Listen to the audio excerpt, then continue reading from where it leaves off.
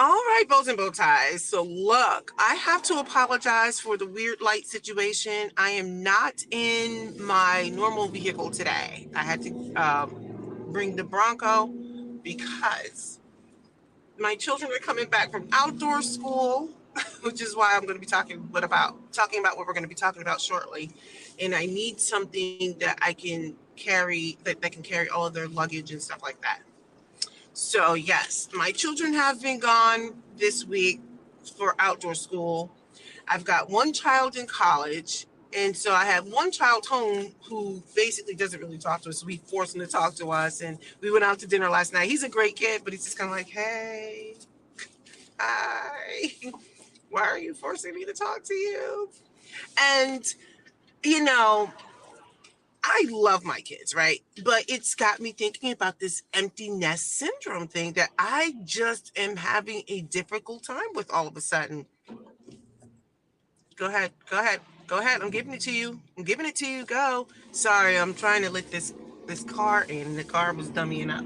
Anyway, so excuse the weird lighting situation. I know it's like streaking across the screen here, but it's just the way the lights are situated in this car. They can't have the lights and everything attached to like a door or something because the doors come off this vehicle. Think of it like a Jeep. So, oh, it's National Bread Day. Celebrate today with a new banana chocolate chip bread and get 250 points. That's my Dunkin' Donuts app. Y'all not going to judge me, okay? I have the app, okay? So, yeah. So, the reason why I was talking about this is because my kids were gone and my house was quiet, which normally, look, we could find things to do, but it was just so weird. I'm so sorry this is so loud. But it was just so weird because our whole schedule was thrown off, right? We didn't really plan how we were going to do things, right? We were like, my husband was happy for just peace and quiet too, right? I mean, I'm sure he misses our kids too. We didn't have to do a lot of running around. But because they were gone, and because I have one in college, we didn't have to do a lot of running around. So everything changed. And so it hit me that when they were gone, just like when my son went off to school, we talk about one of the first things I'm not ready for and I'm still dealing with. When you're starting to feel that empty nest syndrome, you start to be concerned about a lot of stuff, right? Because think about it. When they're in your house, under your purview, under your rule, authority, whatever it is you want to do, whatever it's like, you know what they're eating. I know it's stupid. Listen, I was like, I hope they're eating enough. I hope Caleb, that's my son, I hope he's eating his vegetables. You know, you get concerned about a lot of things. I'm concerned about my oldest who's away at college. I'm like, what is he doing? Is he getting enough sleep? I mean, is he eating right? Is he eating just pizza? I mean, like, all these things. One of the things that also I was thinking about was when you're dealing with empty nesting, and look, for those of you who are actively going through it, where you're truly officially empty nesters, one of the things that, and I would love for somebody to chime in on this. I was thinking about reclaiming your time, right? So I have things that I want to do and experience, but I'm like, what does that really look like? Do you just jump in, or do you allow yourself to feel that sense of, I hate saying emptiness, but emptiness, right? Like a lot of people who may not understand what this feels like probably thinks this is so silly, but this is like very real for me. I'm like, okay, I need to reclaim my time. So am I doing this the right way, right? Like, do I just jump into a bunch of stuff right away? Do I allow myself to just marinate a little bit in the new normal, right? I don't know. What I do know is there's a lot of emotions centered around when your kids leave the house. Now, I got two coming back today, so I'll be leaving work early. But nevertheless, I was just like, I don't like this feeling. Usually if I'm going to try to like reclaim my time with my husband and go away for a few days, that's different because that's like on my terms. And then I still act like this. Every time I go away, my husband's like, oh, you need to stop. I'm like, I miss the kids. Like, I miss them. I love them. They get on my nerves, but this is my everyday. I mean, like, I'm just calling a thing a thing.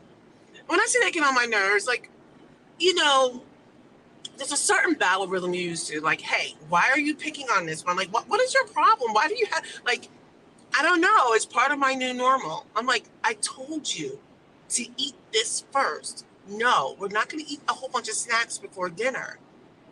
No, you know your day to do your laundry is on X day. Why are you asking me about your stuff? I suggest you go upstairs and get your stuff and put your stuff in the laundry and then dry it. They're like, but what if it's too late? I'm like, that's not my problem. You're better off doing it now versus not doing it at all. It's just stuff like that. I'm used to doing that. And now to go a week and I virtually had to do any of that, I'm like, whoa, okay. So what does this mean? What am I going to spend my time doing? What am I going to spend my time thinking about? There's things that I want to do, but is it smart to just jump into these things? I don't know. Maybe the new me will not want to do those things. Okay, let's go on to the next thing. It's the needing, right? So I always wonder how stay-at-home moms deal with this. Um, as a mom in general, whether you stay at home or whether you um, go into an office, most of the times, it's like you still know that your children need you for certain things. And so for those who stay home, I know that they are a lot more in tune with things that go on in the home. It's not that I'm not in tune with things that goes on in the home, but I don't focus on some of those things, right? Because I have to leave my home to go into an office to work. So for those who did not have that particular set of relationships, I mean, I know they form other relationships, but it's still centered around the home. I always wonder how they deal with it because I don't think I'm doing a good job even just thinking about it. And I'm not even a fully blown empty nester. I always wonder what that's like when it's like, okay, no one needs me now for maintaining the house on the level that it was being maintained, right? Because when people leave, they consume less resources. They create other bills and stuff, but you consume less resources. Let me like speed this up. I'm like going way too slow. You consume less resources. The house doesn't get as dirty. You're not constantly having to remind people or go behind people and clean things, whatever. Now I make my kids clean it themselves. But I think the thing is, it's like you go from having to manage this world, and now the world is being ripped from you. It's being changed. And you're like, do my kids need me anymore? Does anybody need me anymore? What does that mean now, right? So for those who've never experienced having to care for a family, right? They have the luxury of knowing what their battle rhythm is, right? It's a great place to be. So if you're a single person who didn't have children or something like that, and you have your set of activities, that's amazing. My activities had to shift, right? When I had children, some of my activities I had to put to bed for a period of time, and I had to take on different activities. So when I no longer have these kids around, I'm like, do they need me for things? Um, they don't need me for a ride. They don't need me for this. They don't need me to nag them to tell them to make their bed. They don't need me for any of those things. And so then you start to reevaluate, like, okay, so how do I show up in this world now? Like, what does this mean? How am I going to show up?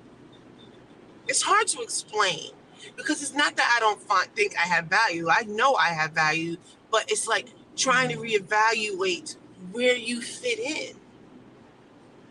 And I have a career. My goal is once my children are done with school, I'm either going to just stop working altogether or I'm going to scale back my hours significantly, right? Because it's going to be time for me to explore that other part of my life. And I'm going to need the time God willing, I can afford to do that. It'll be a blessing for me to do that. I'm going to want to have the time to do that. Let's see. I will say this. When dealing with this whole empty nesting thing, one of the things I always talk to my husband about, like every once in a while, I talk about being intentional, right? Like we went away a couple weeks ago just for his birthday. I'm like, we needed complete alone time, right? We needed that, right? Like we tend to, because we know we have a busy schedule, occasionally we leave work early to date each other. We will go sit at a happy hour or whatever. And it's not even that big of a deal, but we connect with each other because we have to. We have to be intentional and talk to each other and work at it, right?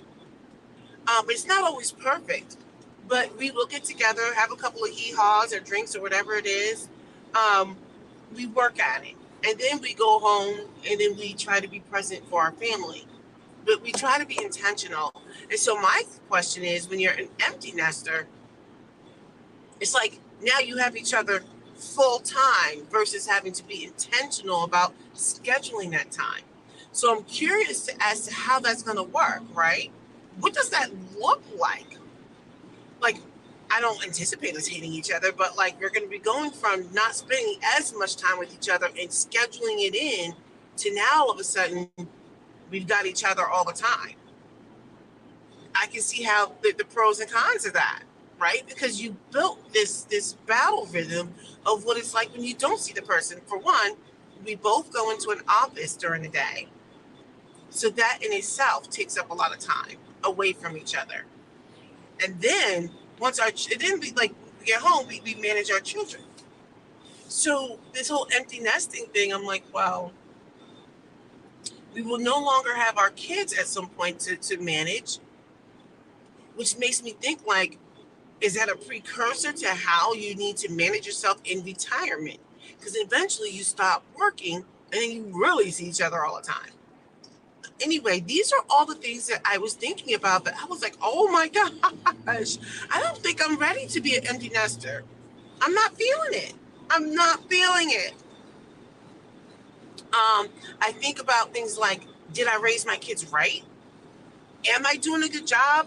Am I teaching them to be a good character, to have a relationship with God, to seek the truth? You know, what's right? Am I teaching them to love themselves, to take risks while they're young, to work hard, to work smart, to practice kindness? Let me see. I have a few more notes for myself.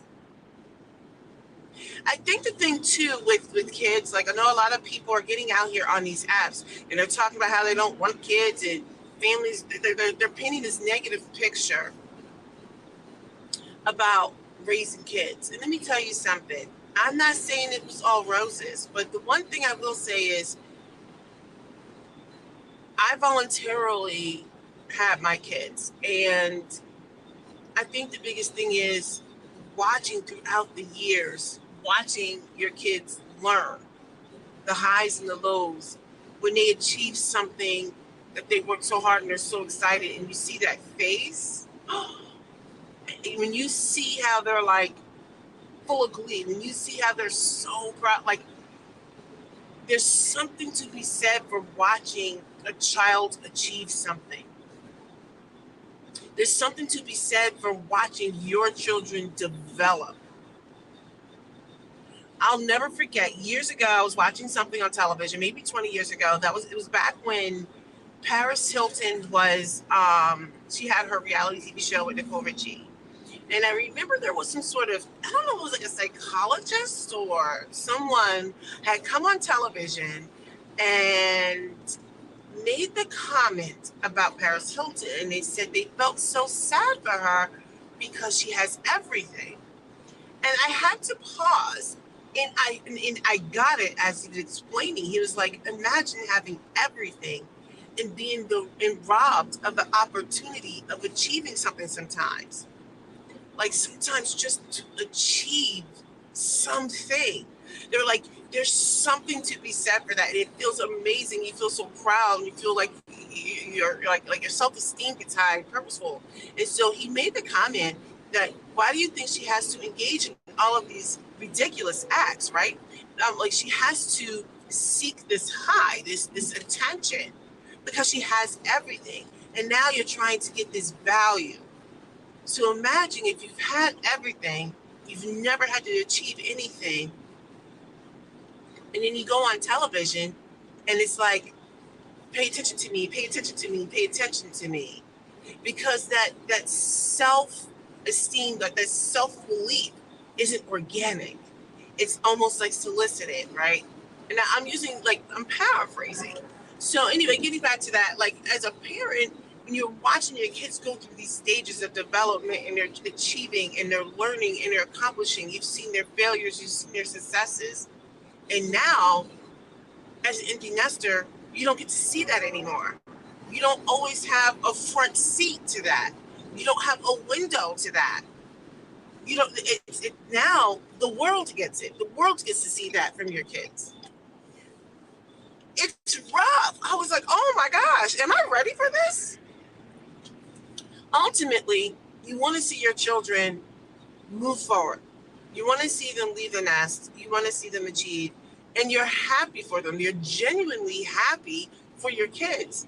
But you're sad for yourself because, like I said, you don't have a front seat window into it anymore. Now they become a part of the world. And then you circle back to like, okay, so I spent so much time doing this with my children. What does my world look like now? So even though we have interests, my husband and I have interests and stuff like that, ultimately when you're trying to raise your kids, you're trying to do the right things. We don't always get it right. And I know people will try to attack and have an opinion, this, that, and the other. They're like, well, you shouldn't just live for your kids. I'm like, well, I don't think I'm living for my kids, but I'm trying to make sure I give them the best opportunities, right? Do the best I can. And yes, we do take time away from our kids, maybe not enough. And yes, my husband and I, we had plenty of interests and passions before our kids. Some of them we could not really pursue because it was a choice to make sure that our kids were healthy and happy and had opportunities. So I'll just leave it at that. I'm just sitting here thinking about, like, I don't know how I feel about this soon-to-be empty nest syndrome. I got a taste of it when my oldest went off to college, and I still have 3 at home. But when my twins went to outdoor school, and the house was just so quiet, and we didn't have to run to all of these different sporting things. My son that's home, all of his stuff was like, we're in this weird pause, and he picks back up next week. It was just so like, okay, this is happening. I can't wait to pick them up early today. I cannot wait. Let me see if I can turn this off now. I don't need this anymore. I can't wait. I can't wait to see them. I can't wait to find out. I mean, we saw online because they've been posting pictures and stuff. I can't wait to see what they've learned about life, what they've learned about themselves, how they felt about the experience, how they feel about being back at home. I just want to love up on them. I can't wait to see what this means and how this is going to propel them moving forward, how they want to attack the world, how they see the world, how they feel about themselves, how confident they are.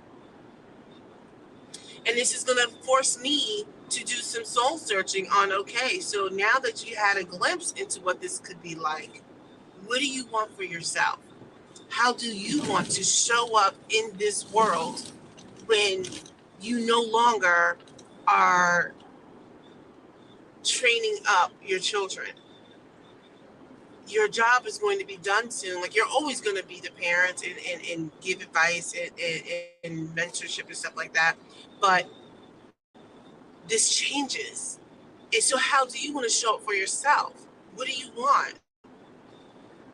You know, this has me thinking about a lot of things that I was like, oh my God. And so I'm like, my kids need to come home. And my husband is more like, you better enjoy this time. I'm like, I am. But I can't wait for him to come home. I can't wait for when it's time for me to leave today, honey. They're gonna be like, I'm like, I gotta go. So anyway, let me know your thoughts. Am I psycho? I'm definitely struggling with this idea. I don't know what to think. All right.